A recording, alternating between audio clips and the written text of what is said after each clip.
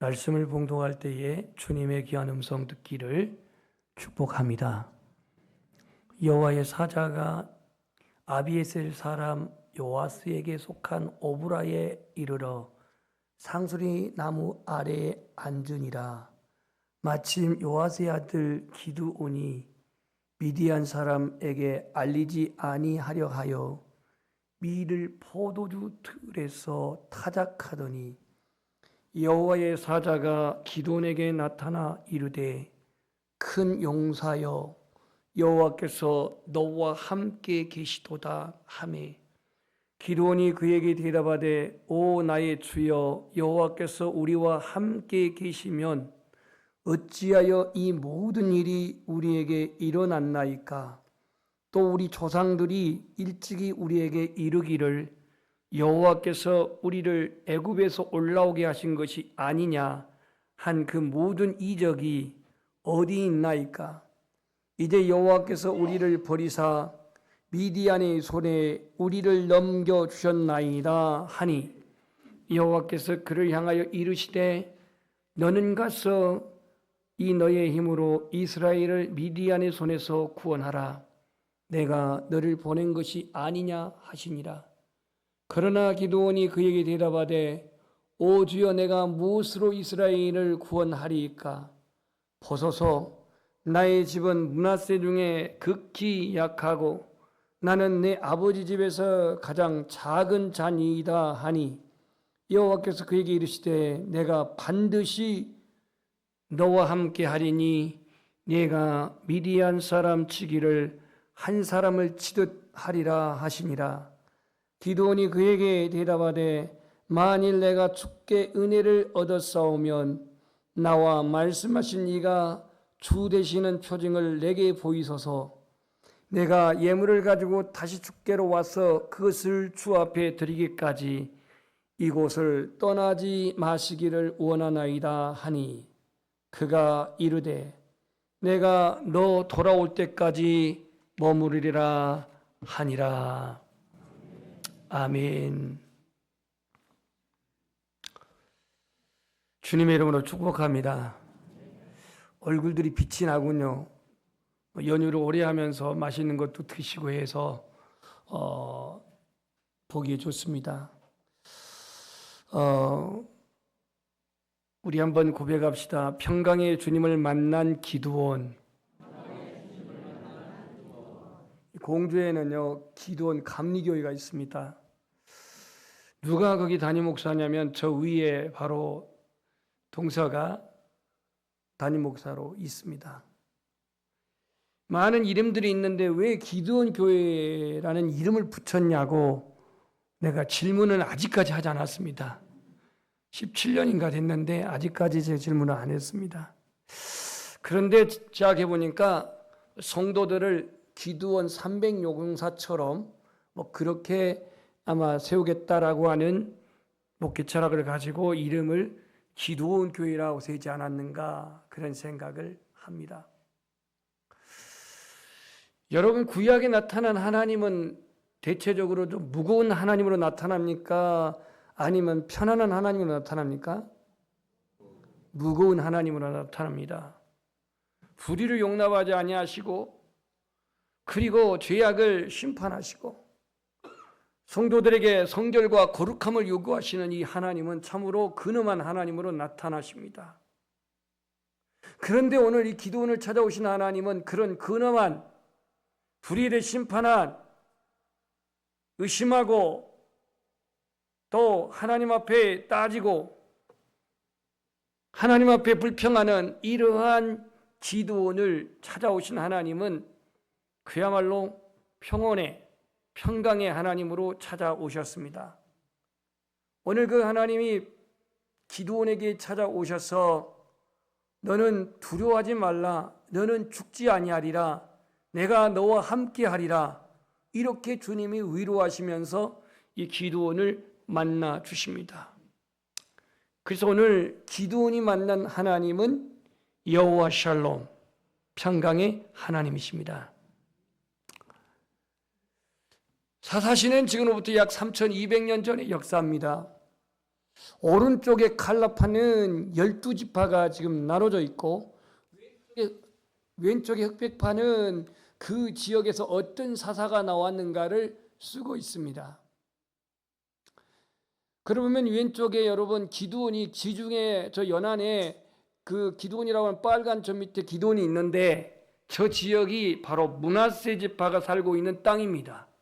오른쪽 칼라판에 보면은 빨간 지점이 있는데 바로 그 노란색 바탕에 있는 그 땅이 므낫세 지파의 땅인데 이 므낫세는 땅을 동쪽과 서쪽으로 이렇게 나눠져 가지고 성경에서 므낫세 반지파 이렇게 불렀습니다.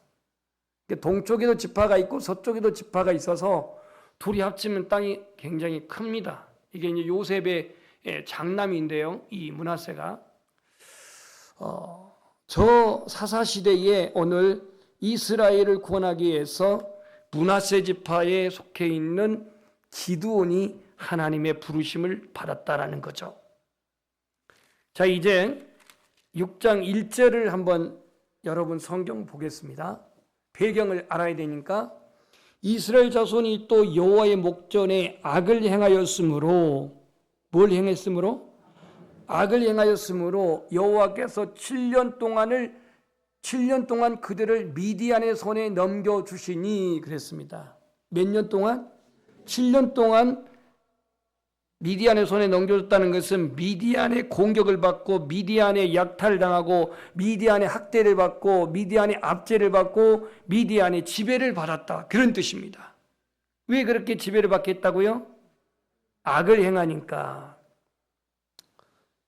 그러니 이 기드온이 이제 부름을 받기 전에 이스라엘 상태는 지금 이 미디안이 와가지고 어떻게 하냐면 2절에 보니까 이스라엘을 이기는데요. 이 미디안이 이렇게 와서 7년 동안 압제 또 약탈 방화 뭐 등등을 하니까 이스라엘 백성들은 자기 성읍에서 살 수가 없습니다. 늘 괴롭히니까 와서 죽이니까. 그래서 그들은 자기 성읍을 떠나서 산으로 가가지고 거기에 웅덩이와 굴과 산성을 자기들 위해서 만들었다 그랬습니다. 정상적인 삶입니까? 비정상적인 삶입니까? 여러분들이 아파트 놔두고 봉화산에 가서 굴을 파고 땅을 파고 거기 산다는 게 이게 정상적이겠습니까? 얼마나 힘들겠습니까? 왜 이렇게 마이크가 오늘 이렇게 왔다 갔다 하죠? 가만히 좀 고정 좀 해놨으면 좋겠어요. 그래서 이런 비정상적인 삶을 통해서 하나님은 깨닫게 합니다. 너희들이 나를 떠나서 나를 멀리해서 너희들 우상을 숭배하고 너희들이 범죄하게 되면 이런 고난이 올 것이다 하면서 미디안으로 말미암아 7년 동안 고통을 당하니까 이건 살 수가 없습니다. 더더군다나 3절에 보니까 파종 때면 미디안 사람들이 그 옆에 있는 부족인 아말렉과 동방 사람들이 함께 와가지고 이 이스라엘을 마구 짓밟습니다. 뭐 먹는 것은 말할 것도 없고 가축대들 소와 양, 낙이 남기지 아니하고 4절에 보니까 남기지 아니하고 모두 다 빼앗아가고 약탈해 갑니다. 자, 이 정도 되니까 비로소 하나님을 찾습니다. 그들이 하나님을 어떻게 찾는지 6절 말씀을 보겠습니다. 시작.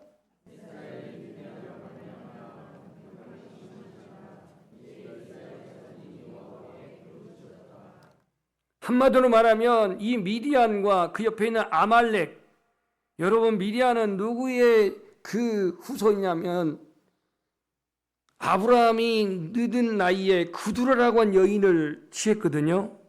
그 구두라가 아들을 5을 낳았는데 그 중에 하나가 미디안입니다. 미디안. 그러니까 아브라함의 어떻게 보면 후손이에요. 근데 이놈들이 하나님을 안 믿어요. 그러니까 이스라엘 백성들을 괴롭혀요. 하나님의 징계의 수단으로 세웠어요. 이 미디안은 아까 그림에서 여러분 자세히 봤지만 사우디아라비아에 있습니다. 지금의 사우디아라비아. 그 먼 땅에서 이스라엘까지 원정 와가지고 약탈을 하고 방화를 하고 겁탈을 하고 빼앗아가고 이런 일이 벌어진 거예요.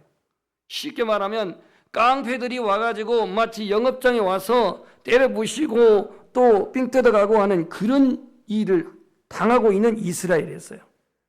먹을 것도 없고 집도 다 포기하고 산에 들어가서 굴파고 사는 그들이 너무 힘드니까 이제서 여호와께 부르짖었더니 하나님이 이제 이스라엘을 구원하려고 부른 사람이 누구? 지금부터 무조건 기드온이라고 하면 됩니다. 기드온을 불렀어요. 근데 이 기드온이 뭐 하는 사람이냐면 농부예요. 농부.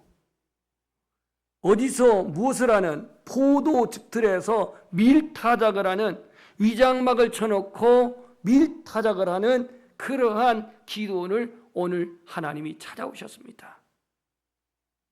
기드온을 찾아오신 하나님은 바로 평강의 하나님이었는데, 나중에 이제 말씀을 결론 중에서 말하겠지만, 여러분이 만난 하나님은 어떤 하나님이십니까? 무서운 하나님이십니까? 두려운 하나님이십니까? 찬송할 때 참 좋으신 하나님이십니까? 은혜로운 하나님이십니까? 제가 수식을 지금 붙이자는 게 아니라 내게 인격적으로 만난 하나님은 어떤 하나님이시냐 이거예요. 어떤. 기드온이 만난 하나님은 첫 번째, 있는 그대로 받아주시는 하나님이었습니다. 우리 한번 고백합시다. 있는 그대로. 세상의 평가는 실력이 있어야 합니다. 세상의 평가는 능력을 소유해야 합니다. 그래서 세상의 평가는 실력과 능력을 소유한 자를 대우하고 인정합니다. 세상의 평가는 그 능력의 결과에 따라서 신뢰를 받고 거기에 합당한 대우를 합니다. 세상의 기준에 탁월함을 인정받을 때 그 사람은 우월감을 가지게 되고, 세상의 기준에 미치지 못했을 때 한없는 열등감에 시달리게 됩니다. 기드온도 자조적인 절망 속에서 살았던 평범한 농부입니다. 오늘 기드온이 그 하나님 앞에 그 대답하는 답변에서 그걸 알 수가 있습니다. 기드온이 하나님이 찾아왔을 때에 자신이 하나님께 불평한 내용이 13절에 나오고, 이따가 다시 말하겠지만, 그리고 또 기드온을 찾아왔을 때 나는 우리 므낫세 지파 중에서 가장 약한 자입니다 라고 15절에 그렇게 말하고 있습니다. 이걸로 볼 때에 이 기드온은 자존감도 낮은 사람이고 직업적으로도 평범한 농부였고 어떤 힘도 능력도 가지지 않았지만, 하나님은 기드온을 찾아오셨어요. 기드온을 불러주셨어요. 불러주실 뿐만 아니라 이 기드온에게 하나님이 대뜸하는 말이, 하나님의 사자가 대뜸하는 말이 이렇게 말합니다. 따라서 합시다. 큰 용사여, 여호와께서 너와 함께 계시도다. 자, 난 무명해요. 힘도 없어요. 이력도 없어요. 명함도 없어요. 이런 사람에게 하나님의 사자가 와가지고 큰 용사여, 하나님이 너와 함께 하시도다. 그럼 여러분 어떻게 반응하겠어요? 아주 어리둥절하겠죠. 이게 무슨 소리야 지금? 내가 지금 저 미디안 사람들이 지금 무서워가지고 밀도 좀 드러내놓고 농사하지 못하고 탈고 가지 못하고 있고, 포도 즙들에서 숨어가지고 이장막 쳐놓고 겨우 지금 이 안 빼앗기려고 그렇게 뿔뿔 떨면서 타작하고 있는 평범한 이 농부에게 큰 용사라고? 아이고, 참 세상 오래 살 일이네. 이렇게 반응할 수도 있었을 거예요. 근데요, 하나님은요, 한번 따라서, 하나님은 현재 나를 보는 게 아니라 미래의 나를 보십니다. 여러분, 미래의 나가 어떤지 잘 모르겠죠? 답이 없어요. 근데 성경에. 근데 예수님께서는 베드로를 보실 때도 베드로의 지금 어부의 현재를 본 게 아니라 나중에 십자가를 거꾸로 지고 십자가를 질 그러한 복음을 위해 생명을 바칠 그런 베드로의 미래를 주님은 보신 거예요. 오늘 여러분이 현재는 나 가방끈이 적어서, 이건 조금 세상적인 말이지만 뭐 학벌이 없어서, 나는 뭐 외모가 뭐 탁월하지 못해서, 나는 뭐 재능이 없어서, 나는 뭐 실력이 없어서, 뭐 이런 등등등 내세워가지고 스스로 낮은 자존감 속에서 때로는 우울하기도 하고 때로는 열등의식을 갖기도 하는데요, 하나님은 있는 모습 그대로 보십니다. 있는 모습 그대로 보십니다. 기드온의 현재 농부, 현재 지금 위장막 치고 포도즙 틀에서 밀농사하는 이러한 연약한 기드온의 현재 모습보다도 300명의 용사를 이끌고 가서 이스라엘을 구원할 그러한 미래를 본 것입니다. 그래서 오늘 큰 용사여 여호와께서 너와 함께 하시도다라고 6장 12절에 말하고 있어요. 오늘 나는 너무나도 무능하고 너무나도 유약하고 너무나도 나약하지만 하나님이 함께 하실 때 우리는 용사가 될 줄 믿습니다. 그래서 있는 그대로 받아주셨어요. 평범한 농부였던 이 기도원, 낮은 자존감에 있었던 이 기도원, 의구심 많아가지고 그렇게 그 하나님 앞에 질문하고 표징을 3번이나 구했던 기도원, 그러지만 하나님은 있는 그대로를 받아주셨습니다. 베드로는 갈릴리 해변의 무명의 어부였습니다. 정서적으로 얼마나 불안정한 사람이었는지 여러분 알 것입니다. 주님을 위해 목숨을 버리겠다고 그렇게 장담하지만 금세나 모른다고 3번 부인했고, 너의 발을 씻겨주겠다 하니까 당치도 않습니다. 내 발은 절대로 못 씻습니다. 너 발을 씻기지 않으면 나와 아무 관계없다고 하니까는 금세 변해가지고 내 온몸을 다 닦아달라고 한 사람이 베드로입니다. 겟세마네 동산에서는 예수님이 잡히시려고 할 때에 제사장 하속 말고의 길을 잘라버린 타혈질의 사람이 베드로였습니다. 그렇지만 이 베드로에게 뭐라고 말하냐면 내가 요한의 아들 시몬이니 따라서 합시다. 장차 개바라 하리라, 반석이라 하리라 그랬습니다. 아니 정서적으로 불안하고 다혈질이고 성격적으로 다혈질이고 이러한 마음이 아침과 저녁이 다른 이런 불완전한 베드로의 현재를 본 게 아니라 베드로의 미래를 보시면서 너는 사람을 낚는 어부가 되게 하리라, 이렇게 주님이 말씀하셨습니다. 나는 말주변도 없어요. 나는 특별한 재능도 없어요. 남에게 그러한 매력을 이끌 만한 외모도 없어요. 그래서 세상에서 외면을 당할지 몰라도 하나님은 나를 외면하지 아니하십니다. 버리지 아니하십니다. 있는 그대로를 받아주시는 하나님이십니다.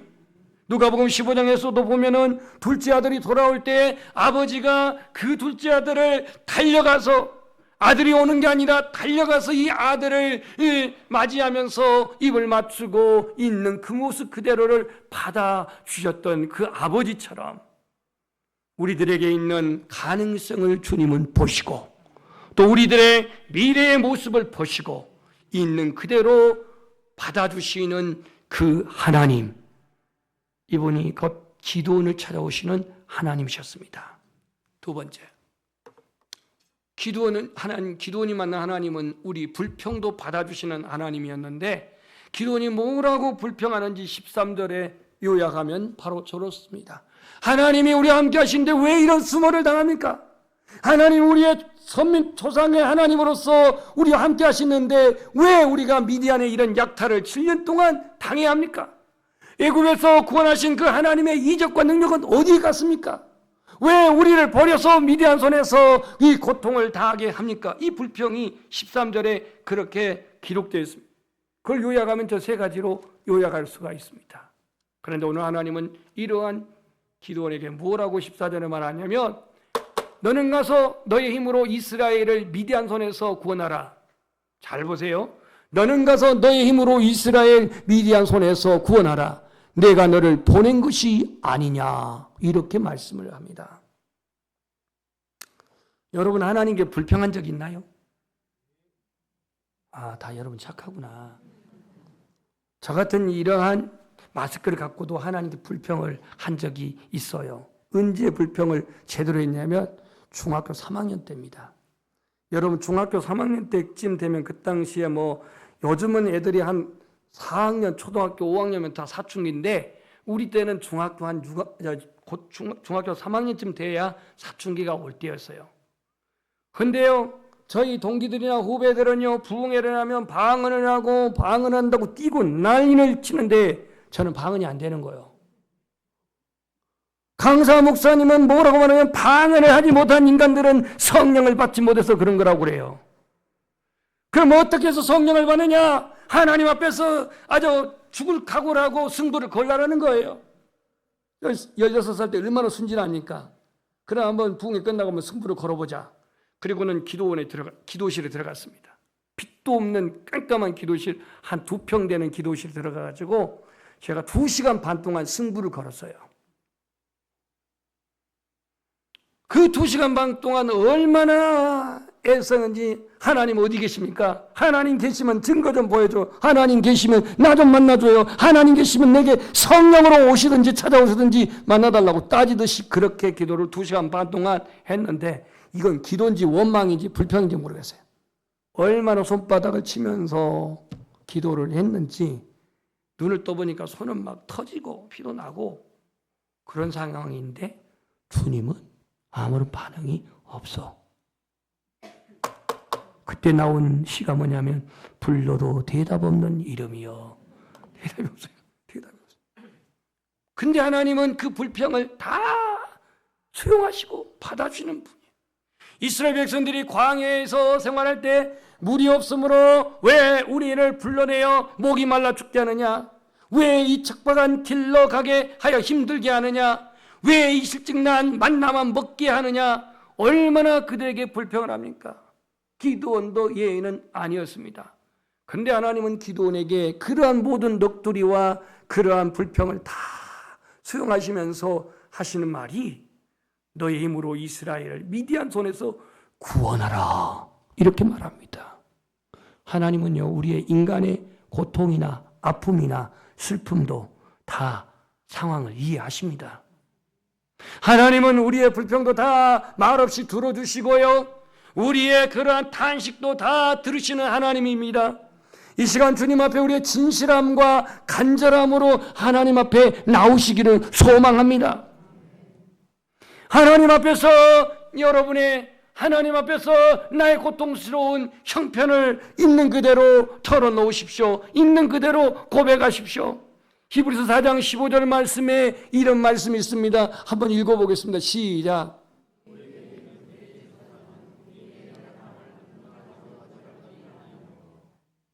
우리에게 있는 대제사장은 누구일까요? 예수 그리스도입니다. 히브리서는 예수 그리스도가 대제사장 되심을 말씀으로 전하고 있는데, 우리에게 있는 대제사장 예수님은 우리의 연약함을 동정하지 못할 뿐이 아니라 그랬거든요. 그러니까 동정하신다는 얘기예요. 그래서 은혜의 보좌 앞으로 나오라고 히브리서 기자는 말하고 있는데요, 오늘 기드온이 하나님 우리와 함께 하신다면 어찌 우리를 저 미디안의 손에 고통당하게 합니까?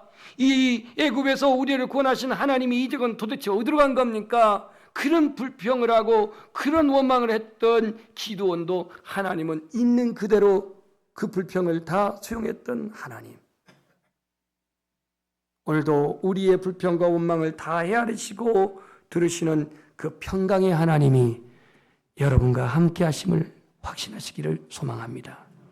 세 번째로 기드온이 만난 하나님은 시험까지도 수용하시는 하나님입니다. 시험. 오늘 하나님이 기드온에게 내가 너를 쓰겠다라고 이렇게 14절에 말씀을 하니까, 아니 기드온이 하나님 앞에 요구를 합니다. 그 요구가 바로 17절에 나와 있어요. 볼까요? 기드온이 그에게 대답하되 만일 내가 주께 은혜를 입어 싸우면, 이 얘기는 내가 진정으로 이 땅을 구원하고 이스라엘 구원할 사사로 내가 부름을 받았다면 나와 말씀하신 그분이, 나와 말씀하시는 그 하나님의 사자가, 나와 말씀하신 하나님이 주가 되시는 표정을 내게 보이셔서 시험을 하고 있습니다.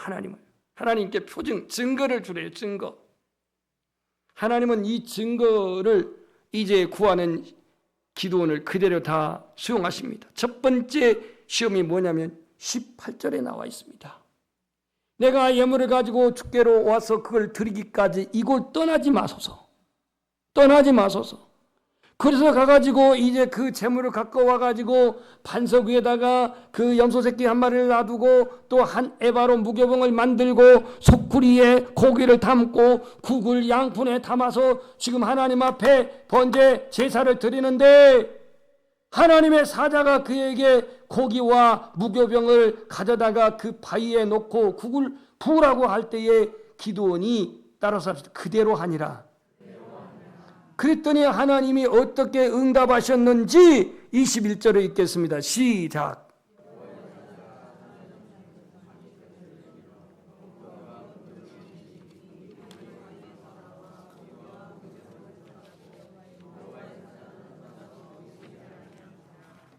여호와의 사자가 손에 잡은 지팡이를 내밀 때 그 반석 위에 놓았던 염소색 뒤에 고기와 그 무교병, 그게 불이 나와서 고기와 무교병을 모두 다 태웠다라고 말합니다.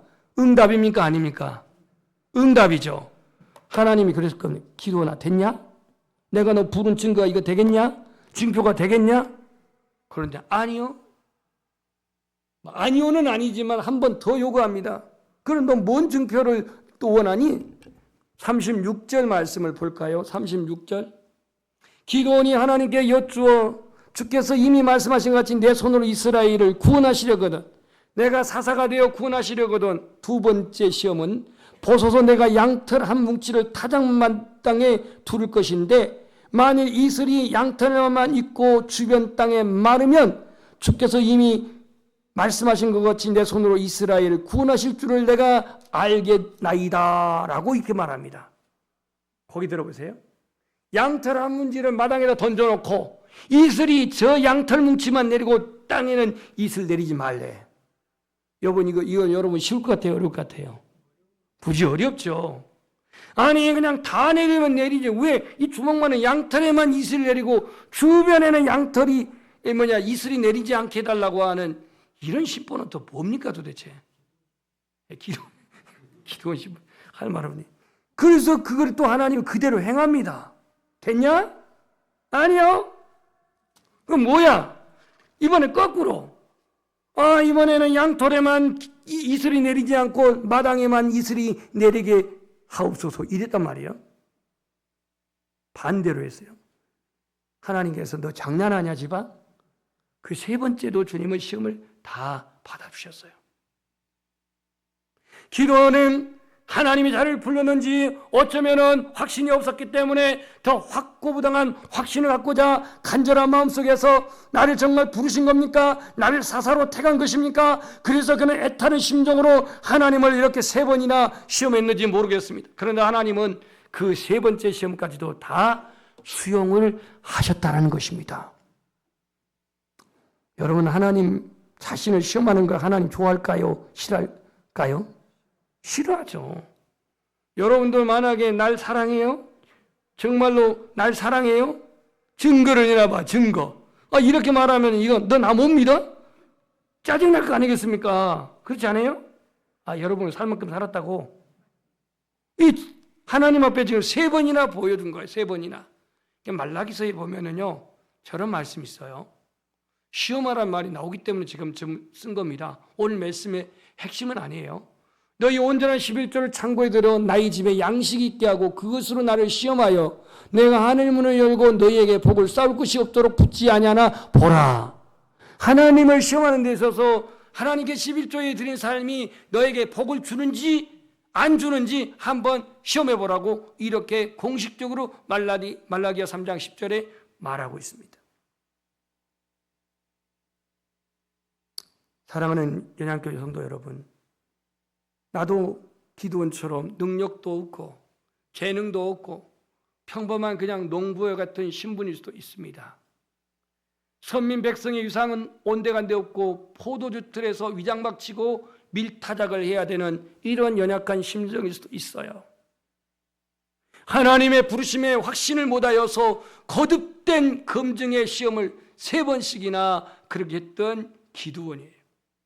그럼에도 불구하고 하나님은 기도원을 만나주셨고 기도원에게 은혜를 주셨고 기도원에게 그 모든 테스트를 다 들어주셨어요. 여러분 하나님의 존재, 하나님의 살아계심, 하나님의 실존을 여러분 포기하기보다는 차라리 하나님 앞에 시험하십시오. 하나님 어디 계십니까? 정말 살아계십니까? 차라리 이렇게 하나님 앞에 내가 따지듯 하나님 앞에 그렇게 고백할지라도 하나님의 실존을 포기하지 마십시오. 불신하지 마십시오. 오늘 그 기도원에게 찾아오신 하나님은 이 하나님이었습니다. 24절 보겠습니다. 제가 23절을 읽을 테니 24절이 결론입니다. 여호와께서 그에게 이르시되 너는 안심하라 두려워하지 말라 죽지 아니하리라 하시니라.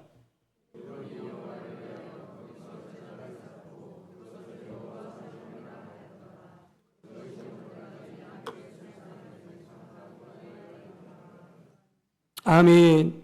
기돈이 여호와를 위하여 거기서 제단을 쌓고 그것을 여호와 샬롬이라 하였더라. 그러니까 오늘 기돈에게 찾아오신 하나님은 평강의 하나님이셨습니다. 평강의 하나님. 그 평강의 하나님은 그냥 아무 대책 없이가 아닙니다. 반드시 내가 너와 함께 할 것이니 안심하고 두려워하지 말라라고 이렇게 위로하면서 말씀하십니다. 여러분이 지금 처해 있는 환경과 지금 상황이 힘들고 어려울 때 더욱 하나님을 의지합시다. 우리를 기대하신 하나님은 나의 지금 현재의 모습에 재단하고 현재의 모습에 포기하고 현재의 모습에 너는 가망성 없다라고 그렇게 재단하는 하나님이 아니라 잠재된 가능성을 개발시키고 나의 미래를 바라보시는 하나님이십니다. 확신이 서기까지는 하나님을 시험하는 한이 있더라도 믿음의 자리를 이탈하지 마십시오. 특히 내일 인도 선교를 떠나는 예배 컨퍼런스 팀에게 내가 반드시 너희와 함께 하리라. 이 말씀이 오늘 기도원에게 하신 말씀이었습니다. 내가 반드시 너와 함께 하리라고 말씀했던 것처럼 이 확신 가지고서 귀한 선교를 감당하시기를 축복합니다. 2025년 여러분의 심령이 개인적으로 여호와 샬롬의 축복이 함께하기를 소망합니다. 내일 인도 선교 현장으로 떠나는 선교팀들, 길은 멀고 날씨는 우리하고 다르고 그렇다고 덥지 않습니다. 24도니까 24도에서 21도 정도 된다고 하니까 그렇게 덥지는 않아요. 뭐 음식 여러분 먹을 거 갖고 가잖아요. 내일 선교 현장으로 떠나는 선교팀들, 이 여호와 샬롬의 은총이 함께하기를 축복합니다. 여러분의 가정이 지금은 좀 불안적인 요소가 있고 여러분의 사업이 지금은 조금 경제적으로 어려움이 있다 할지라도 2025년에 여러분의 가정의 은혜와 사랑으로 말미암는 여호와 샬롬의 축복이 충만하시기를 축원합니다. 마지막으로 지금은 이 나라가 혼란하고 불안전하지만 이 대한민국이 속히 하나님의 회복케 하시는 은혜로 이 여호와 샬롬이 회복되기를 주님의 이름으로 축원합니다. 우리 찬송하겠습니다. 약할 때 강함 되시네.